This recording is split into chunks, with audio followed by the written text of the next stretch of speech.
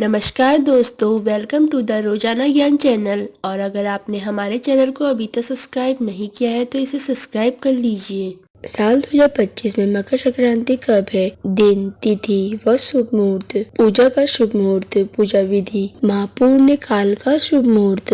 मकर संक्रांति का यह पावन त्योहार सूर्य देव को समर्पित है। जब सूर्य धनु से मकर राशि या दक्षिणायन से उत्तरायण की ओर जाता है तब मकर संक्रांति का यह त्योहार मनाया जाता है। मकर संक्रांति अर्थात सूर्य का एक राशि से दूसरी राशि में प्रवेश करना। इस दिन लोग गंगा, यमुना, गोदावरी, कृष्णा और कावेरी में डुबकी लगाते हैं और व्रत स्नान के बाद अपनी इच्छा अनुसार दान करते हैं। भारत की अलग अलग जगहों में मकर संक्रांति को अलग अलग नामों से जाना जाता है, जैसे कि कर्नाटक में संक्रांति, तमिलनाडु और केरल में पोंगल, पंजाब और हरियाणा में माघी, गुजरात और राजस्थान में उत्तरायण एवं उत्तराखंड में उत्तरायणी के नाम से जाना जाता है। तो दोस्तों, आज हम आपको इस वीडियो में मकर संक्रांति या उत्तरायण का यह त्योहार कब मनाया जाएगा, महापूर्ण काल का मुहूर्त, तिथि, शुभ मुहूर्त, पूजा विधि व इसके महत्व से जुड़ी जानकारी देने जा रहे हैं। मकर संक्रांति तिथि व शुभ मुहूर्त 2025। इस बार यानी कि 2025 में मकर संक्रांति का यह पर्व 14 जनवरी मंगलवार के दिन को मनाया जाएगा। मकर संक्रांति का क्षण रहेगा 14 जनवरी रात्रि 9:03 पर। मकर संक्रांति का पूर्ण काल होगा 14 जनवरी सुबह 9:30 से शाम 5:46 पर। मकर संक्रांति महापूर्ण काल होगा 14 जनवरी सुबह 9:03 से सुबह 10:48 पर।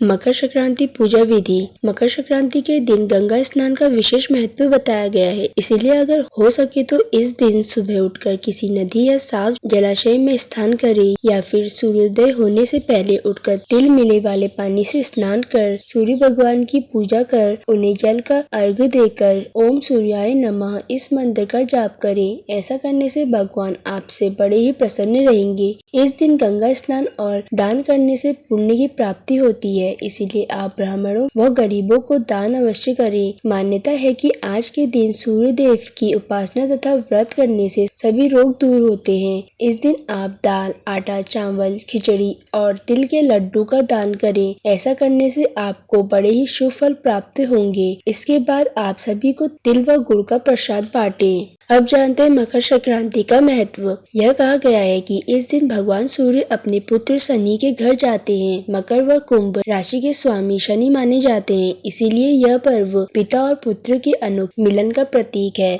मकर संक्रांति के इस पर्व को लोग नई फसल और नई ऋतु के आने की खुशी में बड़े ही धूमधाम से मनाते हैं। मान्यता है कि इस दिन किया गया दान 100 गुना होकर वापस आपके पास आता है। इसके साथ ही नए कार्यों की शुरुआत के लिए भी मकर संक्रांति का बेहद ही विशेष महत्व है, क्योंकि इस दिन मलमास समाप्त हो जाता है। इसके बाद से सारे मांगलिक कार्य जैसे विवाह, मुंडन, जनेऊ संस्कार आदि शुरू हो जाते हैं।